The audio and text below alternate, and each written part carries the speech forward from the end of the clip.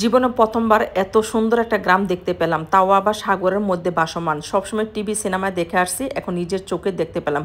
ওইখানে গিয়ে আমরা আমাদের সব পছন্দের খাবারই পেয়ে গেলাম। আসসালামু আলাইকুম, কেমন আছে আপনারা সবাই? থাইল্যান্ড পুকেটের জেমস বন্ড আইল্যান্ড দেখার পর আমাদেরকে নিয়ে গিয়েছে ভাসমান মুসলিম পল্লী দেখার জন্য। ওইখানে গিয়ে নিজের চোখকে মনে হয় বিশ্বাস করতে পারতেছিলাম না, এটা আমরা কি দেখছি, আসলে কিভাবে সম্ভব। এত সুন্দর গ্রাম, এত সুন্দর ঘরবাড়ি, তাও আবার সাগরের মধ্যে ভাসমান। যাই হোক, আমরা গিয়ে নৌকা থেকে নামতেছি। নামার পর প্রথমে আইল্যান্ডের আশেপাশে পরিবেশটা দেখতেছিলাম। এত সুন্দর লাগতেছিল, যেমনি পানির সৌন্দর্য তেমনি উঁচু উঁচু পাহাড়ের সৌন্দর্য। সুবহানাল্লাহ, আলহামদুলিল্লাহ, আল্লাহর সৃষ্টি যে কত সুন্দর সেটা বোঝা যায় প্রাকৃতিক সৌন্দর্য দেখলে। লবস্টার খাবা তোমরা? হ্যাঁ, আমরা খাইছি। আরে কোন একটা কাপড় আছে। নৌকা থেকে নামার পর আমাদেরকে একটা রেস্টুরেন্টে নিয়ে গেছে দুপুরে খাবার খাওয়ার জন্য। দুপুরে খাবার খাবো, আশেপাশে প্রাকৃতিক সৌন্দর্য দেখবো। প্রথমে রেস্টুরেন্টে ঢুকে আমাদের চোখে পড়ে লবস্টার আর সাগরের কাঁকড়া। বাচ্চারা দেখে তো মহা খুশি। অনেক বড় রেস্টুরেন্ট, রেস্টুরেন্টের পরিবেশটা এত সুন্দর লাগতেছিল। মাঝখানে হচ্ছে আমরা বসে আছি রেস্টুরেন্টের মধ্যে, চতুর্পাশে হচ্ছে পানি আর সুন্দর মনোরম একটা পরিবেশ। আমরা রেস্টুরেন্টের এক পাশে বসার পর দেখতেছি বাহিরে জালের মধ্যে মাছ ধরতেছে। যারা এখানে খেতে যায় সরাসরি মাছ তুলে তাদেরকে খাওয়ানো হয়। যদি কেউ মাছ পছন্দ করে অর্ডার করে তাহলে ওইখান থেকে তুলে রান্না করে দেয়, সরাসরি খেতে পারে।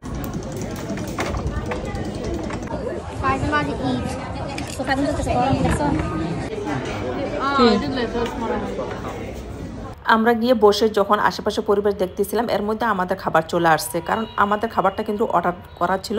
আমরা যে ভাইয়াটার সাথে গিয়েছি, যে ভাইয়াটা আমাদেরকে কন্ট্যাক্ট করে নিয়েছে সারাদিনের জন্য ঘুরাবে, খাওয়াবে এবং আমাদেরকে পৌঁছে দিবে হোটেলে, সে ভাইয়াটাই কিন্তু সব কিছু ব্যবস্থা করে নিয়েছে। এখানে গিয়ে বিশ্বাস করবেন কিনা জানি না, এত মজার মজার খাবার খেয়েছি।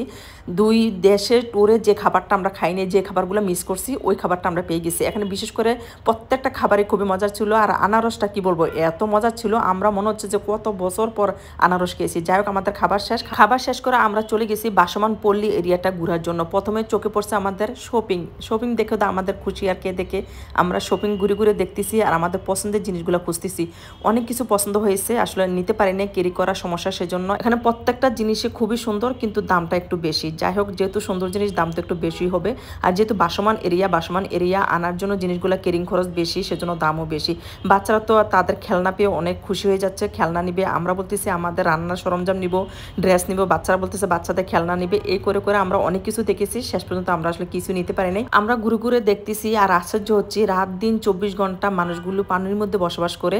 এখানে আসলে একমাত্র ওয়ে হচ্ছে পানি দিয়ে যেতে হয়, সব জায়গায় পানির মধ্যে থাকতে হয়, পানির মধ্যে খাওয়া দাওয়া সবকিছু। ঘরগুলো এত সুন্দর লাগতেছিল। এখানে যারা বসবাস করে তারা কিন্তু হাঁস মুরগি লালন পালন করতেছে। এগুলো দেখলাম, দেখার পর আমরা চলে গেলাম আরেক জায়গায়, আরেকটা শপিং এ ঘোরার জন্য। ওইখানে গিয়ে আমাদের একটা ড্রেস পছন্দ হয়েছে।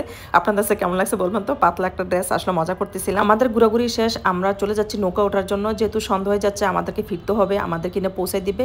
আর শেষবারের মতো আশেপাশে পরিবেশটা দেখতেছি। এখানে সারি সারি নৌকা আছে, যারা বসবাস করে তাদের জন্য। নৌকা ওঠার পর নৌকা ছেড়ে দিয়েছে, কিছুক্ষণ পরে আমাদেরকে খাবার দিয়েছে, মজার খাবার, আনারসের সাজানোটা দেখেন তো, কাটাটা কেমন লাগতেছে, খুব সুন্দর করে সাজিয়ে দিয়েছে। আমরা সবাই আনারস পেয়ে এত মজা করে খাচ্ছিলাম, মনে হচ্ছিল যে কত বছর পর আনারস খাচ্ছি। আর আনারসটা এত মিষ্টি ছিল, আমাদের দেশে এত আনারস খেয়েছি, কিন্তু এই আনারসের মতো মজা এত আনারস আমরা কখনো খাইনি।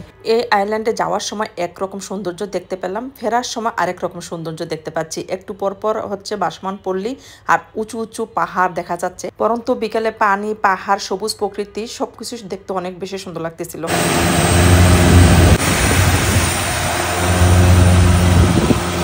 এই আইল্যান্ডটা এত বড়, সারাদিন ঘুরলেও কিন্তু এর সৌন্দর্য দেখা শেষ হবে না। আমরা যত দূর দেখতেছি তত দূর শুধু মুগ্ধ হয়ে উপভোগ করতেছিলাম, আসলে কিভাবে এর সৌন্দর্য এত সুন্দরভাবে ফুটে উঠেছে। যেমনি বাড়িঘরের সৌন্দর্য, ভাসমান পল্লী এরিয়া সৌন্দর্য, সবুজ প্রকৃতির সৌন্দর্য, উঁচু উঁচু পাহাড়ের সৌন্দর্য, পানির কালারের কথা কি বলবো। পরন্তু বিকালে যখন সূর্যের আলো পড়েছে সবুজ প্রকৃতির উপর, পানির উপর, এর সৌন্দর্য আরো দ্বিগুণ ফুটে উঠেছে।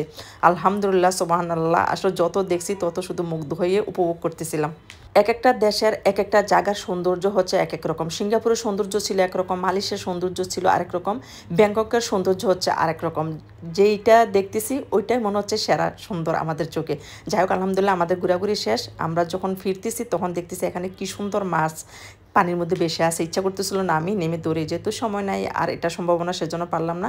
আমরা গাড়িতে উঠে গেলাম। গন্তব্য আমাদের এখানে শেষ। সব ভালো থাকবেন, সুস্থ থাকবেন। আজকের মতো বিদায় নিচ্ছি। আল্লাহ হাফেজ, আসসালামু আলাইকুম।